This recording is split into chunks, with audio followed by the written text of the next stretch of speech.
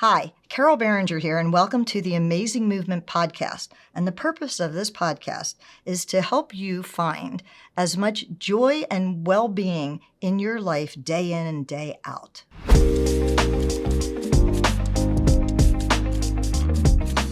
I have a guest here today, Cathy Fiebach, and I'm going to turn it over to her to introduce herself. Hi. As Carol said, my name is Cathy Fiebach. I'm the owner of Main Point Books, which is in Wayne, Pennsylvania, only a few feet from where we're recording, so that's kind of exciting. We're an independent bookstore. I've been in business for 11 years, 8 years in Wayne and 3 years before that in Bryn Mawr.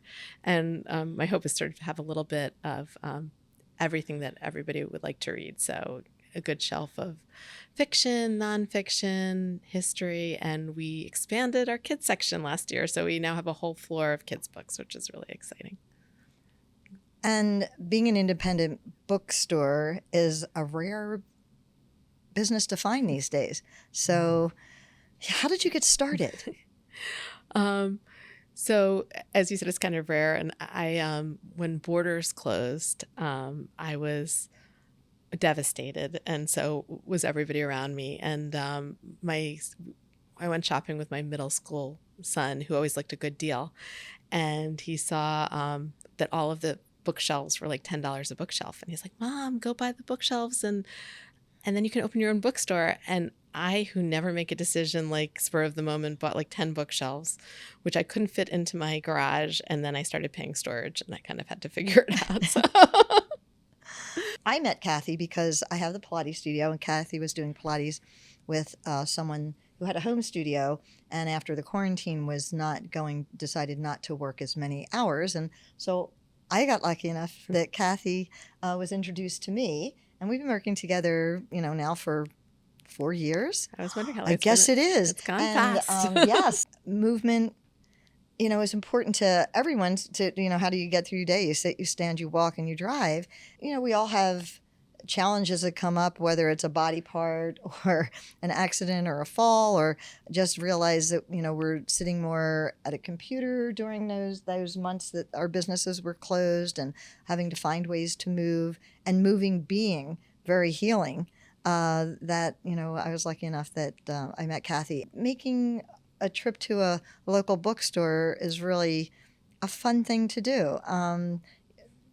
You have events, authors come there, and book signings, etc. And so you do a lot of events, and you're active in other. Are they community projects where you that bring books to different places? So we're at the moment we're working with a program called Book Smiles, which I'm going to do some like a fundraiser for them, because I think they're so phenomenal. They're out of South Jersey. They're actually trying to buy a warehouse in Philadelphia proper. So their concept is sort of like Fill Abundance, where they're going to take books from people who don't want them and get them to people who do want them, specifically children's books.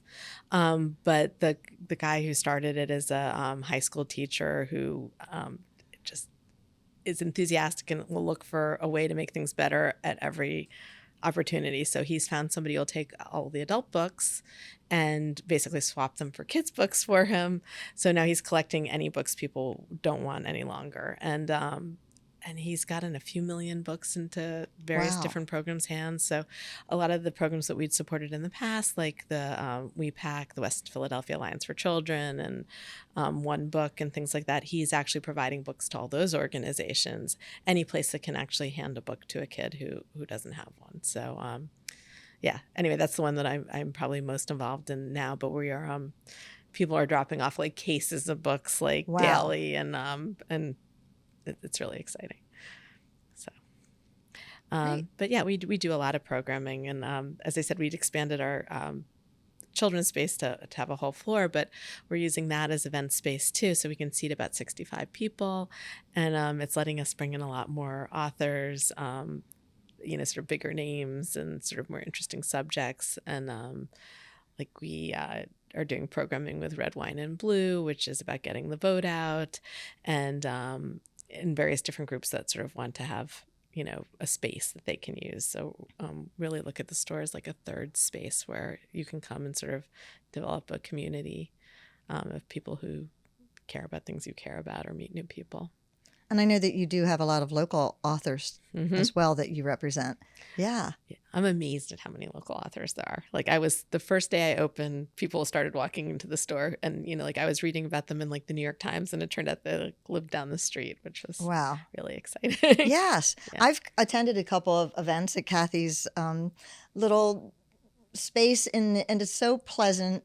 It's you're surrounded by children's book, which energize you. I actually just bought a children's book for my 40-year-old son about a football player, and he was thrilled with it. Okay. And yeah, so there, it's just another way to connect too with other people that have similar interests, because we can order books online and it doesn't really benefit the author as much. It's it's distancing, and we've lost this interconnectedness. And to attend a book signing, and then I actually attended it was my son has always followed the band Fish, and so there was a book written about fish, and the woman was coming to do the presentation, and it was a woman, wasn't it? Yes. Yeah. And then when it was just before Christmas time, bought the books for my son and all of his friends that were following fish all these years. And when I gave it to the one fella, his wife said, "Oh, I know her husband." So it's a very small world. Yeah. So it just, so I thought, oh, he's going to lose that book. She's going to read it. But it's again, all these small world connections that really make life more interesting. So we've had some like fun moments where like, an author who has some tie to the community, probably hasn't lived here for a while, will come and do an event and like their kindergarten teacher will be in the audience. Or I don't know if you came for Jake Tapper.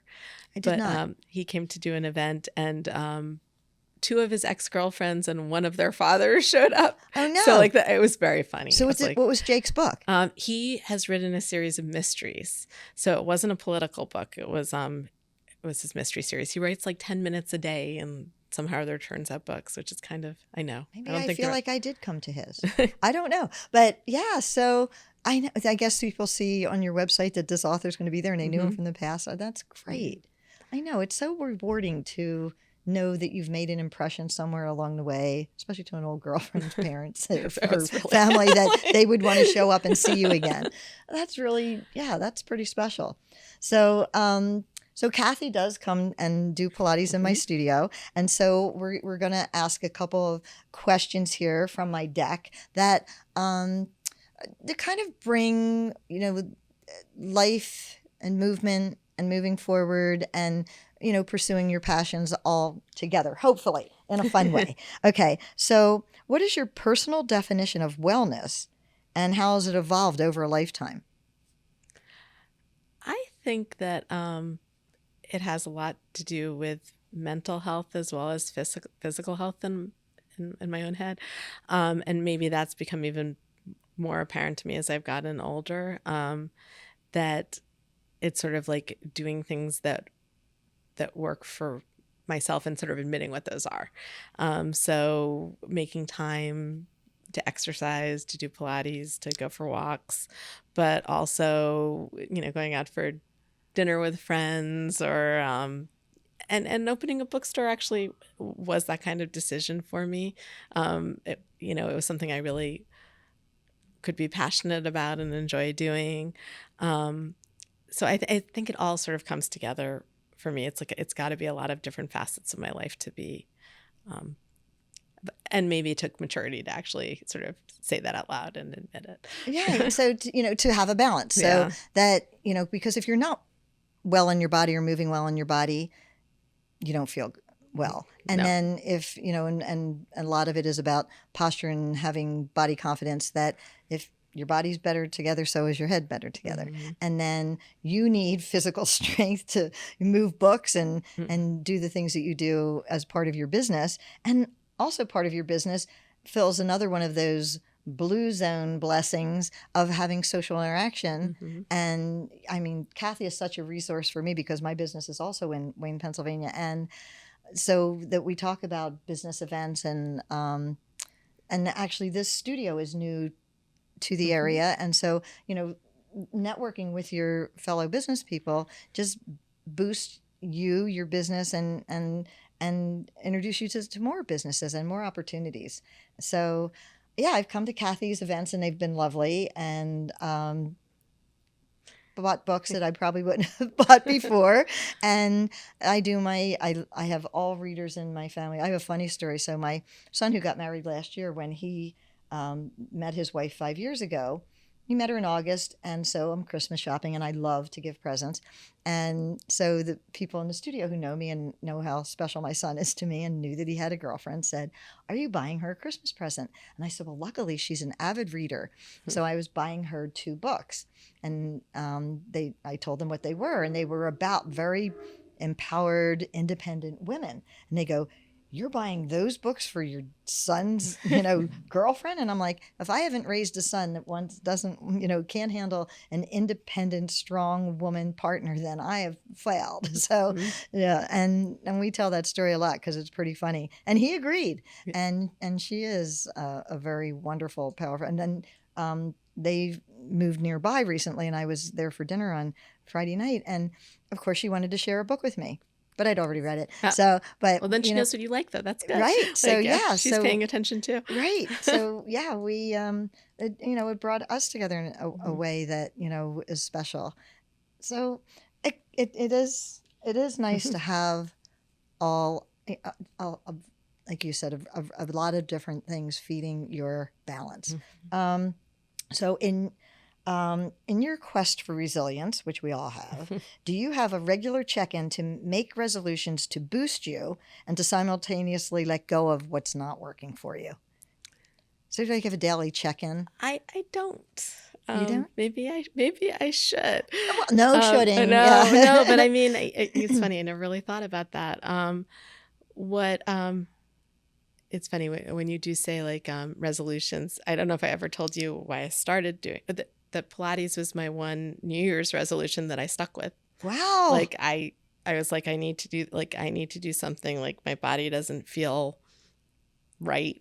And I was having a lot of knee issues, and I'd gone to like physical therapy, and they were like, the only thing that we really think could help consistently is if you do Pilates. Wow. So, I had young kids, and I was like, but I started doing it like, January 2nd, and it's, I don't know, at least 15 years now that I've stuck with it. And every time I've kind of tried to like give it up, my body has told me that it's a big mistake. That's really good news for Pilates and functional movement, which yoga is functional movement, and Alexander and Feldenkrais, and you need to find the one that sings to you, and it is just how do I get through my day? And not everybody's an athlete, and a lot of people are terrified or intimidated to go to a gym, and gyms are noisy and they're electronic, and so it is a very peaceful environment. And so it is really a lot of people will say it's one thing that they've stuck with. And it's a very pleasant environment, and it also de-stresses you. So when you feel better in your body and you're less stressful, it benefits everything. So yay for that answer. I'm glad I asked it. And I guess the other thing is that I am pretty aware when I start to feel like things are not the way I want them to be, or I'm kind of get like upset, or like life, when you start to feel, I'm not going to say depressed, but down, like things, days are not as bright as, and I'm pretty good at sort of saying what's not working and what might work. Like, what am I going to try next? Yeah. So you have an awareness that, a lot of people don't, but yeah. And that's good. 'Cause that's probably one of my next questions is like, do you have a daily, like, it's like, I check in with, when I wake up in the morning, I like say I'm going to just be the best person I can be today. Yeah. And at the end of the day, I check in again, and sometimes I was and sometimes I wasn't. But then I think, well, how could I have handled that better? And we all have those. I mean, so are you really sitting that, like, are you really thinking about like what, like how you who you want to be today, or like what you want to happen? Like how do you How do I do how are you that? checking it? Like How am I checking in? So, there are things that happen during a day that, could be at the gas station or an exchange that you have with someone, or someone surprises you with an exchange that you didn't expect. And you just have to think, did I initiate that, or was that maybe something that was happening with them? And usually we find out that someone's going through something, and maybe they just needed to, and it might not be, it just, that kind of thing. Like, I think I'm such a people person that I think it's more like, did I get through my day being my best self with everyone? Because it's what I do is interact with people all day. Even about, did I give do I think I had my best day as a teacher? Did I do the right things for the client? Or even at the end of a session, like if I make my notes on the session, like, oh, they asked that at the beginning of the session and I didn't fulfill that wish. Like, I have to be more cognizant. So just those things. But really, I feel like I've gotten better and better as I've checked in on myself for years, that there's less negatives and much more positive, which then helps me feel like a better person. So I am a better person because when you do better. Yeah. So, okay, I have to ask. Does that was the answer? Well, that's interesting, because I think I'm better or worse at thinking like at the end of, like, about things that went wrong, or like things that I wish had gone better. And like, I know that a lot of people sort of say, well, I'm going to like also congratulate myself on things that went right today, or like, sort of focus on the positive versus the negative. Yeah.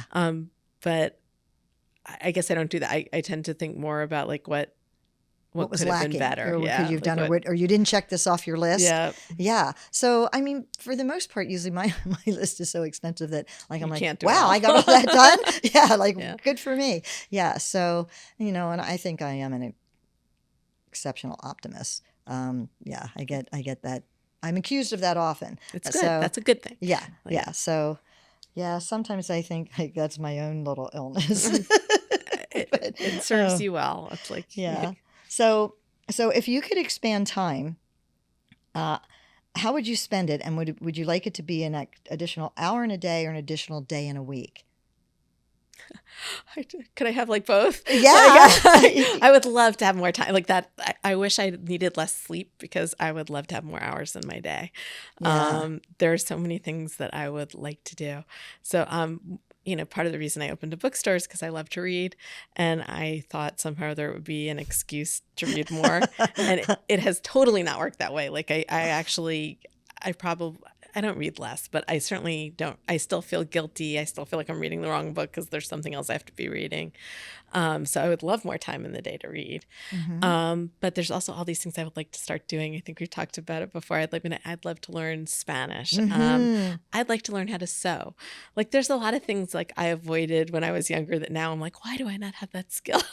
Yeah. So I would like a lot more You're hours. actually preempting my next question. That is, so if you could magically have a new skill, what would it be? But you just answered that. And so it's interesting because when I wrote the list of like options, like if people got stuck, or even like as I was thinking of options for myself, and I love having those lists to look forward to. And sometimes I let myself off the hook, like, well, is that really important? No, it's not. Okay, gone. But one of the things that I listed was like crocheting or needlepoint or different things that don't usually come to mind when people think of, doing better. They think of like, oh, I've got to go to the gym. And New Year's resolutions, like you said, going to Pilates. I can't tell you how many times people come in and they'll say, well, this was, my New Year's resolution was to go to the gym twice a week and do Pilates once a week. And so I said, so how much of it did you do of that last year? And they'll go, none. And I go, well, why don't you, do gym one day, Pilates one day? Because if you didn't do it at all last year, why do you think you can do all of that this year? Or it's just funny, like, that people do beat up on themselves mentally more, but that you can congratulate yourself that you made a New Year's resolution that 15 years later has stayed with you. And I told this story, and it might be a repeat on during the interviews. I didn't know whether I told it on or off camera, to tell you the truth. But my birthday's New Year's Eve. And so growing up, it was everybody's holiday, so it wasn't really special for me, which was okay with me because what I realized about New Year's Eve being your birthday is that the whole world celebrates New Year's Eve, no matter what race, religion, country, or the state your country is in, that what New Year's does for everyone is it's a day that you think you're hopeful for the next year. And I just like, that's the best birthday present you could ever get, that, that there's hope. So, and there's fireworks. And there's fireworks. What could be better than that?